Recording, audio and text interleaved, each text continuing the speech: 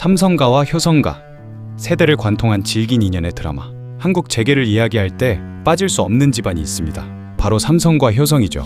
오늘날 삼성은 반도체와 전자산업으로 세계 정상에 서 있고, 효성은 섬유와 중공업, 첨단 소재 분야에서 글로벌 경쟁력을 인정받고 있습니다. 그런데 이 두 집안은 단순한 기업 경쟁자가 아닙니다. 창업주 세대에서 시작된 깊고도 복잡한 인연을 가지고 있죠.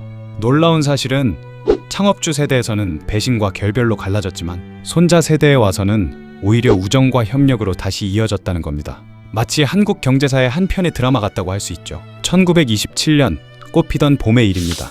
어느 날 함안 군북면의 조홍재 집에 불쑥 이병철이 찾아왔습니다. 함안이 고향인 조홍재는 걸어서 1시간 반 거리인 의령의 동갑내기 친구 이병철의 친형 집을 자주 갔었습니다. 그날 이병철은 다짜고짜 500원을 빌려달라고 말했습니다. 당시 순사의 월급이 5원이었으니 500원은 지금으로 치면 수억 원에 해당하는 거금이었습니다. 조홍재가 깜짝 놀라 물었죠. 아니, 도대체 그 큰 돈은 어디에 쓰려고? 그러자 이병철은 눈을 반짝이며 말했습니다.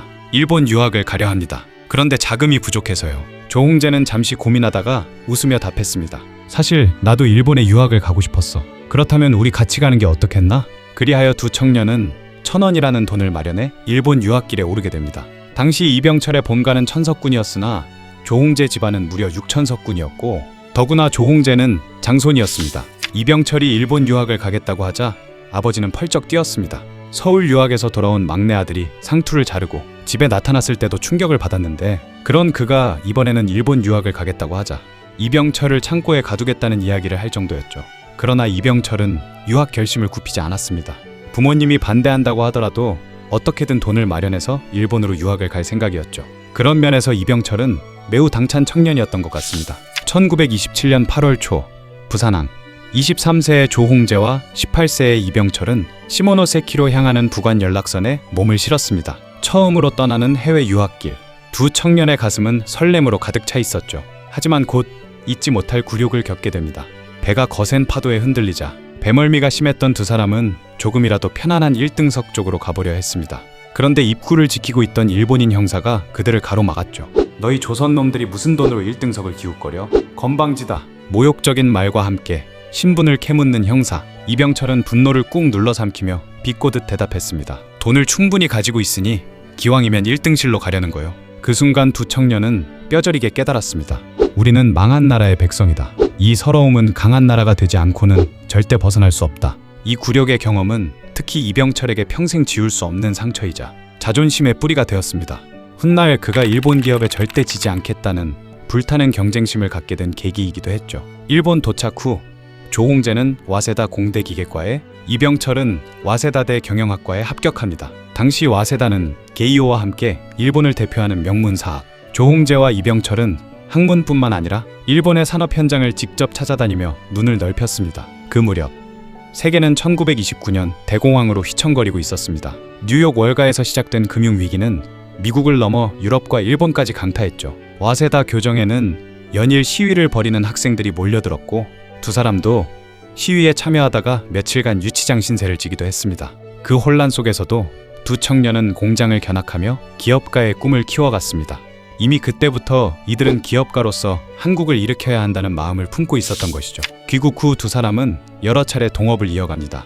마산 양조장, 대구 삼성상회, 그리고 1938년 설립된 삼성물산공사까지.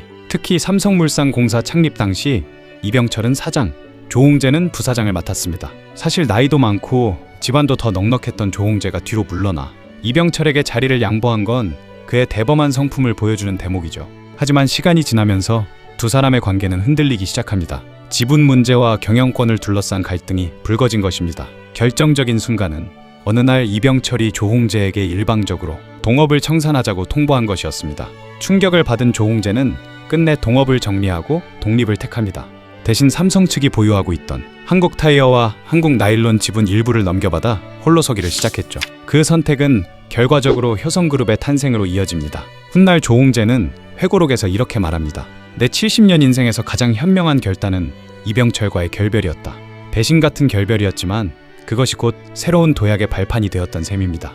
효성은 이후 섬유, 화학, 중공업, 금융으로 사업을 확장하며 오늘날 세계 1위 스판덱스 기업이자 글로벌 대기업으로 성장했습니다. 그렇다면 그렇게 갈라섰던 두 집안은 어떻게 다시 가까워졌을까요? 손자 세대에 와서는 전혀 다른 장면이 펼쳐집니다. 삼성의 이재용 부회장과 효성의 조현준 회장은 1968년생 동갑내기이며 어린 시절부터 같은 경기 초등학교를 다니며 자연스럽게 친분을 쌓았습니다. 이후 일본 게이오대 대학원에서도 함께 공부하며 두 사람의 우정은 더욱 깊어졌습니다.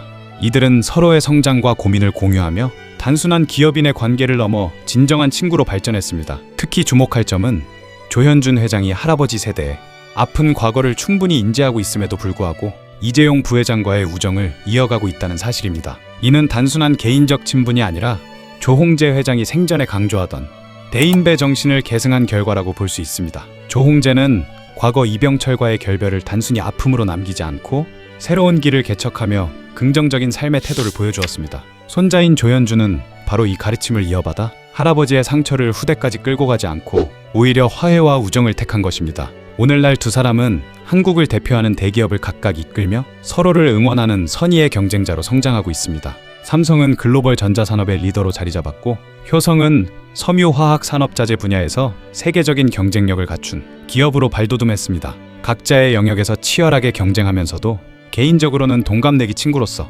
막역한 관계를 유지하고 있는 것입니다. 흥미로운 점은 이 우정이 단순히 개인적 친분에 머물지 않고 기업 문화와 경영에도 긍정적 영향을 미친다는 것입니다. 서로를 경쟁자로만 보는 대신 서로의 장점을 인정하며 배울 점을 찾아가는 자세는 세대를 초월한 지혜가 그대로 반영된 결과입니다. 과거 할아버지 세대에서는 배신과 갈등으로 끝났던 인연, 손자 세대에서는 화해와 우정으로 이어지고 있는 것입니다. 결국 삼성과 효성의 이야기는 한국 경제사 속에서 배신과 결별, 그리고 우정과 협력이라는 극적인 대비를 보여줍니다. 그리고 그 중심에는 언제나 사람과 사람 사이의 관계, 그리고 그것을 대하는 자세가 있었습니다. 이재용과 조현준이 보여주는 손자 세대의 우정은 과거의 아픔을 딛고 더 넓은 미래를 바라보려는 선택의 결과라 할 수 있습니다. 단순히 기업 성장 이야기로 끝나지 않고 인간관계의 깊이와 세대를 넘어선 지혜를 보여주는 사례인 셈입니다. 이처럼 두 집안의 역사는 단순한 경제사 이상의 의미를 지닙니다. 과거의 아픔을 반복하지 않고 새로운 길을 선택할 수 있다는 가능성을 보여주는 산 증거입니다. 한국 재계의 오늘을 이해하려면 단순히 기업의 매출과 규모만 보는 것이 아니라 이런 세대를 잇는 인간적 관계와 선택의 역사까지 이해해야 할 것입니다. 잘 몰랐던 현대사에 대해 알게 되셨다면 구독, 좋아요, 알림 설정 부탁드립니다.